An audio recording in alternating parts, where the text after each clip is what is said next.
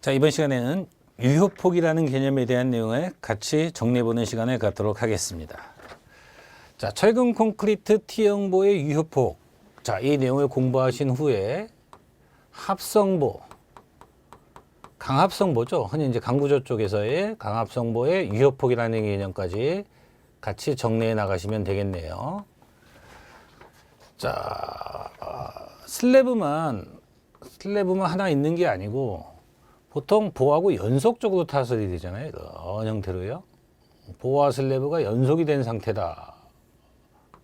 그렇다면 이 가운데 있는 이 보는 좌측도 연속이 되어 있고 우측도 연속이 되어 있으니까 이 보의 폭을 브레스 오브 웹 BW라고 했을 때 이 보가 슬래브에 어디까지 영향을 펼칠 것이다 라는 이 위에 가상의 이 폭을 유효폭 이펙티브 브레스다 라고 정한다는 거죠. 대칭 T형보라고 부르는 거죠, 흔히. 반면에 이런 가장자리는 이쪽이 연속이 안 돼 있고 한쪽으로만 연속이 돼 있으니까, 자, 색깔을 좀 달리 해볼까요? 한쪽으로만 이렇게 연속이 되어 있는 요 폭을 BW라고 했을 때요. 요만큼을 이펙티브 브레스라고 보겠다. 이때를 반 T형보라고 그러죠. T가 반만 있다고 해서 반 T형보, 비대칭 T형보 이렇게 의미를 준다는 거죠. 그럼 이제 이 대칭 T형보의 유효폭 먼저 정리해 두실 필요가 있는데 기준이 세 가지가 있다는 거죠. 기준점이요. 이쪽 8배, 이쪽 8배에 이 슬래브의 두께를 테크니스 오브 플랜지라는 TF라는 기호를 쓴 다음에, 자, 구조 기준에는 여기 8배의 복부폭을 더해라 라고 되어 있는데 결국 16배란 얘기죠. 그럼 16배의 슬래브의 두께에다가 브레스 오브 웹 보의 복부폭을 더해 봅니다. 첫 번째요. 자, 다음 두 번째요. 양쪽 슬래브의 중심거리. 이때는 이 단면도상에서도 표현할 수도 있지만 이렇게 평면도상으로 주고요. 자, 얘가 T형보입니다. T형보. 얘가 T형보인데 이쪽 T형보의 양쪽 슬래브 중심간 거리 그러면 좌측 요 경간에 반의 거리를 선정해 보는 거예요. 절반을 선정해 보고요. 이쪽 거리에 반을 선정해 보는 겁니다. 요 거리죠. 그렇다면 이 값이 양쪽 슬래브의 중심간 거리라는 의미가 되는 거예요. 자, 다음 세 번째. 이것이 보 스팬. 보의 스팬, 길이라면, 스팬이 길이죠, 결국. 보 스팬의 4분의 1을 취한다. 이 세 가지 중에 작은 값이다. 자, 시험은 두 가지 유형밖에 없습니다. 두 가지 유형. 유효폭이라는 제목을 가지고 관련 없는 게 뭐냐?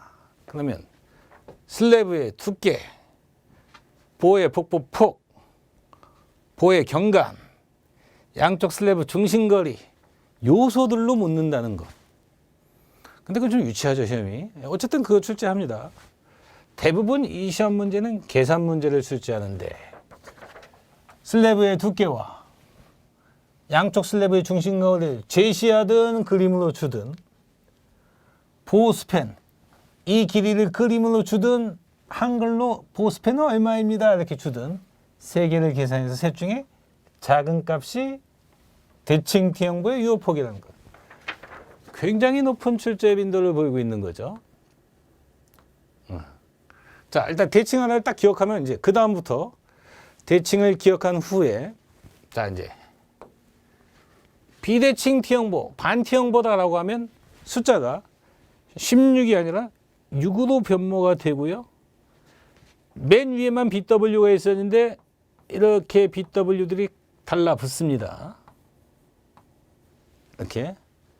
그 다음에 여기가 한쪽이니까 인접 보아의 내측거리의 절반 뭐 이런 말이 들어와요. 인접된 보아의 내측거리의 절반. 결국 한쪽 슬래브 경간에 반이라는 개념이 들어온다는 거죠. 반. 4분의 보 경간이 아니라 12분의 보 경간으로 됩니다. 그리고 나서 셋 중에 작은 값. 계산 문제로 낸다는 거죠. 자, 평면도 하나 주고요. 강합성보입니다. 뭐 이런 말을 해요. 강구조라는 얘기죠. 이게 이제 H형강입니다. 이런 얘기를 한다는 거예요. 그러면 이게 제거가 된 상태에서 양쪽 슬래브의 중심간 거리와 4분의 보스펜의 둘 중에 작은 값이 합성보의 유효폭이 됩니다. 자, 이거 잘 정리하셔야 돼요. 그러니까 기준이 철근 콘크리트 대칭 T형보를 먼저 기억하신 후에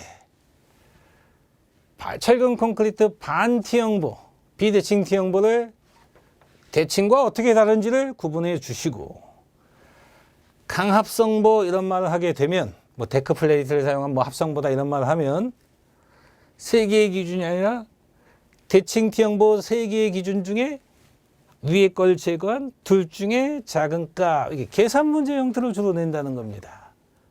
자, 정리되셨죠? 그리고 나서 제가 한 가지 팁을 드리면, 자, 철근 콘크리트 대칭 T형보의 유효폭을 구하세요. 그러면 셋 중에 작은 거 아닙니까? 가운데 거 계산 안 하셔도 됩니다. 이거요. 양쪽 슬래브의 중심간 거리라는 것은 안전장치이기 때문에 대부분 1번과 3번의 경우 중에 작은 값이 나타난다는 거예요. 하나의 팁을 드리는 거예요. 네. 철근 콘크리트 비대칭 T형보의 유효폭. 그러면 6배의 슬래브의 두께, 복부폭, 인접 보아의 내측거리, 굉장히 말이 길잖아요. 눈치채셨지만 비대칭 T형보의 유효폭 계산하면 그러면 두 번째 거 안 하셔도 됩니다. 안전장치예요.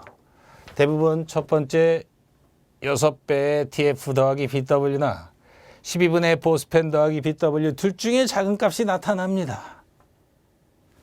자, 마지막으로 데크 플레이트를 이용한 합성보다라고 하면 얘가 없어지는데 둘 중에 작은 값인데 눈치채셨겠지만 이거 안 해도 됩니다.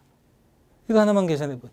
그럼 가령 이게 8m다 그러면 유효폭이 얼마냐 그러면 4분의 8초니까 답이 2,000 이렇게 되는 거고, 이게 7.2m다 그러면 이게 7,200이니까 4분의 7,200이면 1,800mm의 유효폭을 갖습니다. 뭐 이런 형태가 된다는 거.